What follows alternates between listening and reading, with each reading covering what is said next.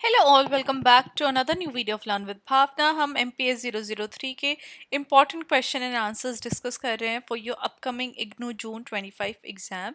This is your short note on Telangana movement.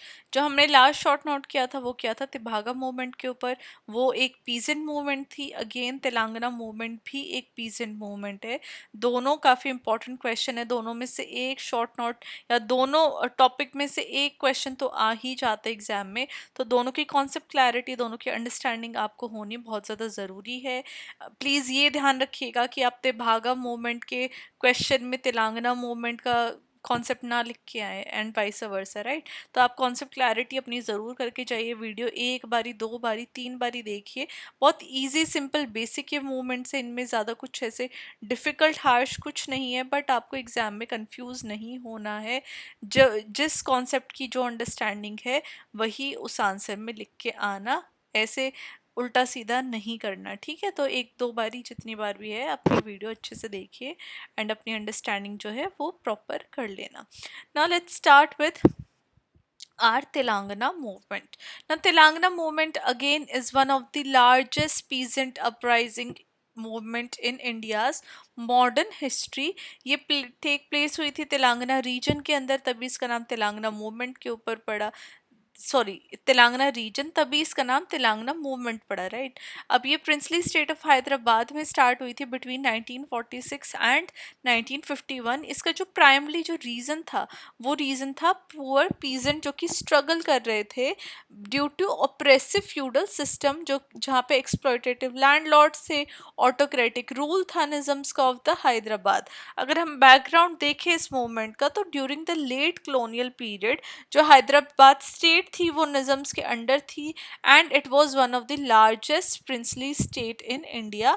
Unlike British India, यहाँ पे कोई भी मॉडर्न लैंड रिफॉर्म्स नहीं देखने को मिलते थे। जितने भी फ्यूडल लैंड लॉर्ड्स थे उनको डोराज बोला जाता था, जो कि बहुत बड़ा बड़ा हिस्सा लैंड का ओन करते थे एंड पुअर पीजेंट और टेनेंट फार्मर्स, उनको उस लैंड के ऊपर वर्क करना पड़ता था अंडर हार्श कंडीशंस। अब इनको बहुत ज़्यादा फोर्स्ड लेबर इनको फेस करना पड़ रहा था, जिसको ये वेट्टी बोलते थे। इलीगल एक्सैक्शंस हो रही थी, हाई रेंट बहुत ज़्यादा हो चुके थे एंड वायलेंस इनके अगेंस्ट हो रहा था अगर ये प्रोटेस्ट करते थे तो सिचुएशन जो थी तेलंगाना रीजन में वो बहुत ज़्यादा ख़राब होती जा रही थी, which was mostly rural and backward. अब ये रूरल एरिया भी था, बैकवर्ड एरिया भी था। अगर पीजेंट प्रोटेस्ट कर रहे थे तो उनके साथ मतलब कि मार धाड़ की जा रही थी एंड जो सिचुएशन थी वो पीजेंट्स के लिए, लेबर्स के लिए बहुत ज़्यादा ख़राब हो चुकी थी। अब जैसे जैसे फ्रीडम स्ट्रगल स्ट्रॉन्गर हुआ इंडिया में, हैदराबाद का जो रूलिंग एलिट था उन्होंने ट्राई किया कि वो अपनी इंडिपेंडेंस मेंटेन करे। कम्युनिस्ट पार्टी ऑफ इंडिया, उसने एक बहुत ज़्यादा ग्राउंड गेन कर लिया था तेलंगाना रीजन में, जहाँ पे उन्होंने पुअर पीजेंट को मोबिलाइज किया एंड उनको लैंडलॉर्ड के अगेंस्ट ऑर्गेनाइज किया। अब ये मूवमेंट स्टार्ट कैसे हुई? जैसे तेलंगाना मूवमेंट स्टार्ट हुई 1946 में in the village of Nalgonda district, जहाँ पे जो पीजेंट थे उनको एक लोकल कम्युनिस्ट कैडरेज में बांटा गया और वो अगेंस्ट लैंडलॉर्ड ऑपरेशन खड़े हुए, एकजुट हुए। जो इमीडिएट कॉज था इसका वो था resistance against force labour and illegal taxes.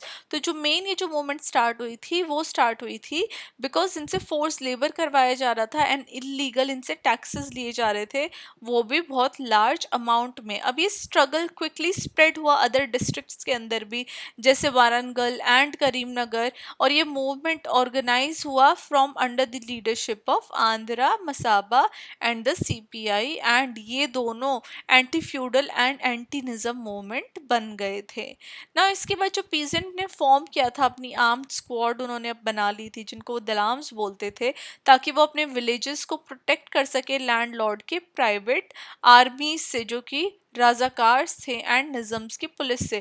क्योंकि जैसे मैंने आपको बताया कि जैसे ही पीजेंट एकजुट होते किसी भी मूवमेंट के लिए, प्रोटेस्ट के लिए अगेंस्ट दीज लैंडलॉर्ड्स, तो वो क्या करते थे, उनके साथ मारधाड़ करते थे या फिर उनको बहुत बुरे तरीके से ट्रीट करते थे।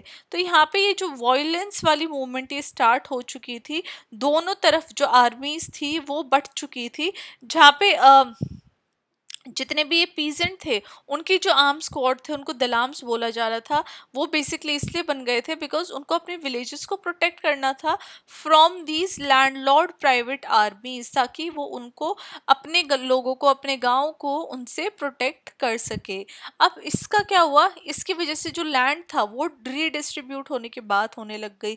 ग्रेन स्टॉक वो अपने चाह रहे थे एंड उन्होंने विलेज कमिटीज को सेटअप कर दिया इस तरीके से कि वो अपने आप में सेल्फ सफिशिएंट हो जाए एंड अपने आप को सेल्फ गवर्न कर सके। यहाँ पे विमेन ने भी एक इम्पॉर्टेंट रोल प्ले किया था, जहाँ पे उन्होंने मैसेंजर का काम किया, मोबिलाइज किया, लोगों को एकजुट किया एंड वो विलेज स्क्वाड का भी हिस्सा बन गई थी। नाउ ये मूवमेंट का जो इंटीग्रेशन था वो इंडियन स्टेट के साथ हमें होता हुआ दिखा। इंडिपेंडेंस के बाद 1947 में जो निज़ाम थे उन्होंने रिफ्यूज़ कर दिया कि वो इंडिया को ज्वाइन नहीं करेंगे। उन्होंने राजाकार को सपोर्ट किया, एक ऐसी मिलिटिया जहाँ पे जो कासिम रजवी के द्वारा लीड की जा रही थी, ताकि वो पीजेंट मूवमेंट जो स्टार्ट हो रही है या फिर ये जितने पीजेंट जो निकल के आ रहे हैं उनको वो नष्ट कर दे, उनको वो कुचल दे एंड वो हैदराबाद के इंडिपेंडेंस को मेंटेन रखें। अभी जो राजाकार थे उन्होंने ब्रूटल फोर्स यूज़ किया, उन्होंने मतलब कि उन्होंने जितना अपने दम पे उन्होंने कर सके हर तरीके के जो नेगेटिव काम थे उन्होंने उस तरीके से करके लोगों को बहुत ज़्यादा परेशान किया एंड वो विलेजर्स के अगेंस्ट भी हो गए थे। बट इन 1948 जो गवर्नमेंट ऑफ इंडिया थी उन्होंने लॉन्च किया ऑपरेशन पोलो, एक मिलिट्री एक्शन जो कि इंटीग्रेट किया हैदराबाद को इंडियन यूनियन के साथ। वहीं पे जो निज़ाम का जो रूल था वो एंड हुआ हैदराबाद में। Communist led peasant struggle continue हुआ against the repressive measures of the new administration, जो कि एक न्यू मूवमेंट में निकल के आया as a threat to law and order. तो यहाँ पे जब हैदराबाद को इंडिया के साथ जब जोड़ दिया गया, इंडियन यूनियन में जब जोड़ लिया गया, तो वहीं से जो निज़ाम का रूल था वो भी एंड हुआ। कम्युनिस्ट लेड पीजेंट जो चली आ रही थी, उनका जो स्ट्रगल था वो अभी भी कंटिन्यू था अगेंस्ट जितने भी मेजर्स, जितना भी उनके साथ जो बुरा व्यवहार किया जा रहा था उसके अगेंस्ट। एंड एक नया एडमिनिस्ट्रेशन देखने को मिला जिसकी वजह से जो मूवमेंट थी वो एक थ्रेट बन गई थी टू लॉ एंड ऑर्डर। अब 1951 के बाद अब जो मूवमेंट थी वो ऑफिशियली बंद हो गई थी, जहाँ पे एक चेंज लाया गया कम्युनिस्ट पार्टी पॉलिसी में। लेकिन जो रेबिलियन थे उन्होंने ऑलरेडी अपना जो मेजर सोशल चेंजेस थे वो अचीव कर लिए थे इस टाइम तक। अब इस मूवमेंट की अचीवमेंट एंड सिग्निफिकेंस इंपॉर्टेंस क्या है वो भी जान लेते हैं। फर्स्ट ऑफ ऑल इसने फ्यूडल प्रैक्टिसेस को अबॉलिश कर दिया। इस मूवमेंट ने फ्यूडल सिस्टम को काफ़ी कमज़ोर कर दिया। काफ़ी सारे जो डोरास थे वो विलेजेस छोड़ के भाग गए थे एंड जो फोर्स लेबर और इलीगल एक्सैक्शंस इनसे करवाया जा रहा था वो काफ़ी बड़े एरियाज में अब ख़त्म हो चुका था। लैंड रीडिस्ट्रीब्यूशन हुई, जो लैंड छीन ली गई थी एंड अपराइजिंग के द्वारा और डिस्ट्रीब्यूट की गई थी अमंग द लैंडलेस लेबरर्स, या फिर जो उन लैंड के ऊपर काम कर रहे थे उन पीजेंट को वो लैंड दी गई। कुछ कुछ हिस्सा लैंड का बांटा गया सब में, और एक sense of ownership and dignity in peasants के अंदर देखने को मिली। Third is women empowerment. अब रूरल वुमेन ने भी, हमने जैसे अभी ऊपर बात किया कि रूरल वुमेन ने भी यहाँ पे एक बहुत इंपॉर्टेंट रोल प्ले किया था, जिन्होंने लीडरशिप रोल लिए। वो मेन के साथ खड़ी होकर लड़ी और वो एक सिंबल बनी करेज एंड रेजिस्टेंस का। Fourth is impact on policy. अब तेलंगाना मूवमेंट ने हाईलाइट किया urgency for land reform post independence India के अंदर, जो कि लेटर इंस्पायर किया एग्रीगेरियन पॉलिसीज में, टेनेंसी रिफॉर्म्स में, specially in Andhra Pradesh.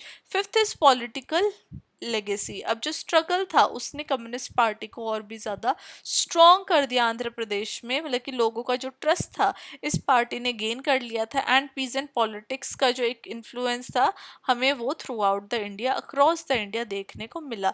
But उसके साथ साथ इसकी जो सक्सेस थी उसके साथ साथ कुछ लिमिटेशन भी थी, जहाँ पे जो much of the redistributed land थी वो फिर से लैंडलॉर्ड को दे दी गई थी, क्योंकि उसके अंदर लूप होल्स थे, वीक इम्प्लीमेंटेशन थी रिफॉर्म्स की, जिसकी वजह से पूरी तरीके से जो लैंड थी वो पीजेंट्स को नहीं मिल पाई थी। तो अगेन वो फिर से जो वो लैंड थी वो पीजेंट से छीन के फिर से लैंडलॉर्ड को मिल गई थी। इसकी वजह से जो स्टेट रिप्रेशन हुआ उसकी वजह से बहुत सारी जानें भी गई एंड बहुत सारे एक्टिविस्ट को अपना जो प्लेसेस हैं वो छोड़ के डिफरेंट डिफरेंट स्टेट्स में जाना पड़ा। तो ये साथ साथ ऑफ कोर्स ये जो मूवमेंट थी अपने आप में बहुत बड़ी मूवमेंट थी, सक्सेसफुल मूवमेंट थी, बट इसके चैलेंजेस भी काफ़ी सारे थे जो कि आप लिमिटेशंस में डिस्कस करोगे। एट द एंड हम कंक्लूड करेंगे कहते हुए कि तेलंगाना मूवमेंट अभी तक की one of the most important movement रही है मिलिटेंट पीजेंट मूवमेंट की विद इन इंडिपेंडेंट इंडिया, जिसने कि एंटी फ्यूडल स्ट्रगल को डिमांड ऑफ सोशल जस्टिस के साथ जोड़ के एक एग्जाम्पल बना दिया ग्रास रूट रेजिस्टेंस का। एंड जो उसकी लीगेसी है वो आज भी कंटिन्यू है, आज भी जो डिबेट्स छिड़ती आ रही है agrarian inequality, land rights and rural empowerment में within Indian democratic and development journey, वो हमें देखने को मिलती है।